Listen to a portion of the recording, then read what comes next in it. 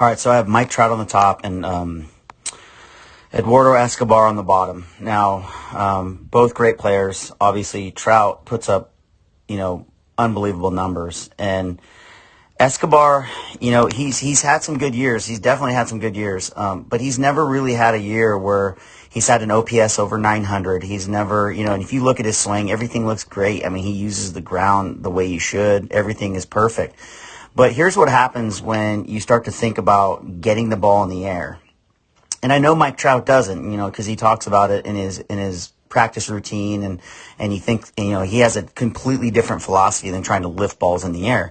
But I want you to see, I have these yellow circles here trying to just give you an idea of what the bat head is actually doing. So this is the end of the bat, the way it's traveling. Now, both of these pitches are, just below the belt, and actually Escobar's is slightly higher.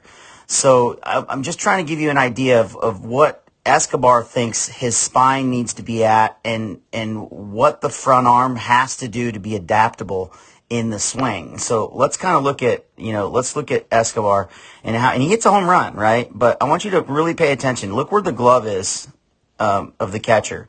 And now look where the bat head is. It's way below, right? And he has to come back up to go get it. So if we were to really draw a line, from the ball to the glove, we're roughly somewhere in here, right? So that bat head, it's not all the way in there. It's not flatter through the zone. But if you look at contact point, he's going to look similar to Trout. Now, there's a huge difference, and I want you to really pay attention to how Trout uses his spine and then the adaptability of that front arm. His front arm, he's kind of locking it out at this point, but notice the elbow right here. He starts to make a transition into making sure that front arm keeps him flatter. So he allows that front arm to get away from him because he has to. He knows he has to keep himself up. And it's a very slight adjustment, but that adjustment is actually what's helping him right through here keep it flatter. Because if he blocks himself, let's go back to Escobar, you watch his front arm. Watch how he blocks himself completely right there. And now he's pretty much using that whole arm as one giant lever now from the bat.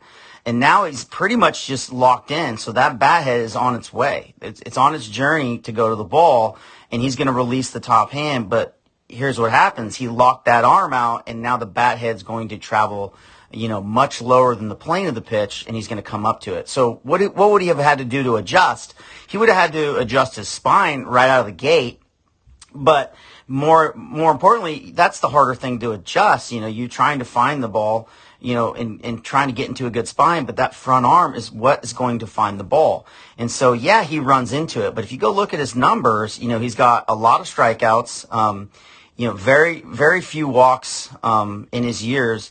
And so that just tells me, he doesn't, I don't really know, but I would assume that he just doesn't foul a ton of balls off that he should, because he has this little bit of a scoop in his swing.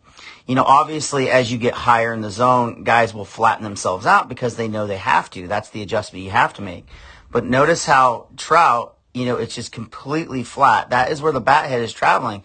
His hands are slightly above his belt, moving directly forward, and so his attack angle, it's completely different based on that front arm adaptability and his ability to, keep that plane in a much flatter area. So if you look at the pitch height, he's just below the belt, and if you look at Escobar, he's basically maybe right below the belt. I would say they're very close, but two completely different paths to get to that same spot.